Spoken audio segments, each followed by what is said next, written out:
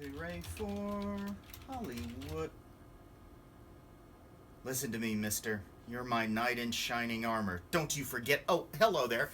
I am Stan the Movie Man, and this is my review of Swiss Army Man. It stars Paul Dano, also Daniel Radcliffe, and to a much lesser extent, Mary Elizabeth Winstead.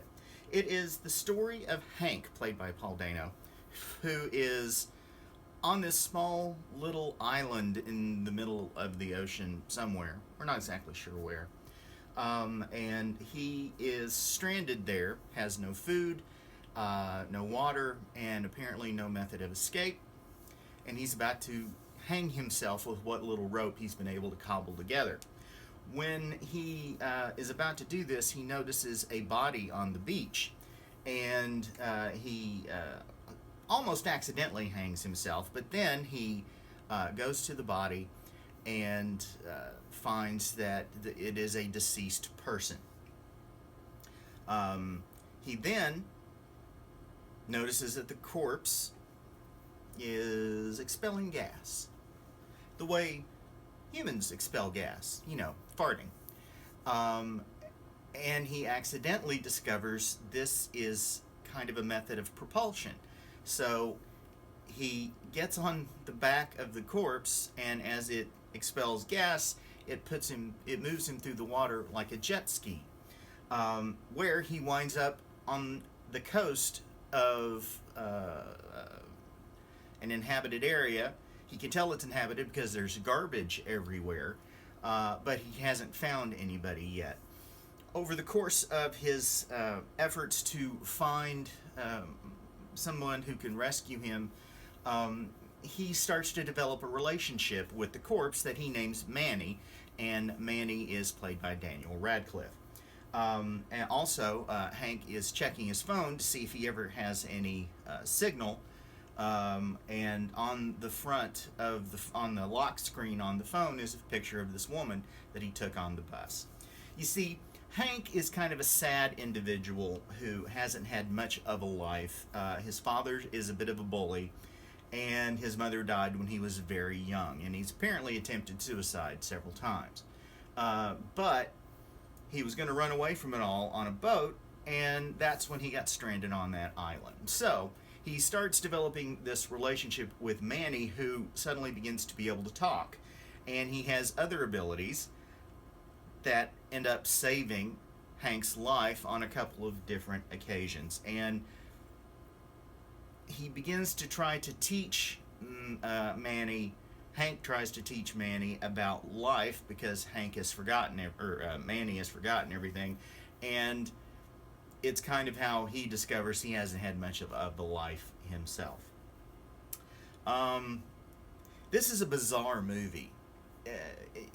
It's so strange and imaginative and unique that the bizarreness of this guy hauling around a talking dead body and using his flatulence to start fires, and using his stiff limbs to cut wood, and using his reaction to a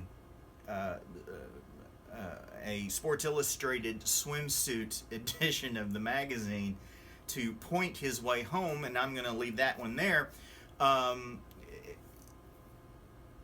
It's so weird, yet at the same time it sucks you in. It's very funny throughout the majority of the film, but it's also extraordinarily sweet as Hank and Manny develop this relationship, and as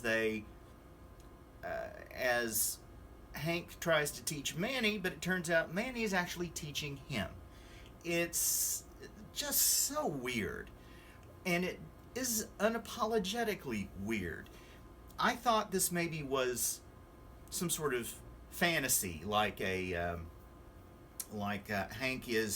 had a nervous breakdown, and then at the end of the movie we're going to see he's in a mental institution, or that at the beginning when he tries to hang himself, this is his brain as it goes through its death throes, and he's having this elaborate fantasy about what his life with Manny might be like, as he's dying. But it's none of that. It's just weird. And it's a really funny, entertaining, and sweet film that probably 12 people in the world will see, because it's not getting a very wide release. But if you find it in your part of town, if you find it in the art house theater near you, I really encourage you to go see it, because it will it will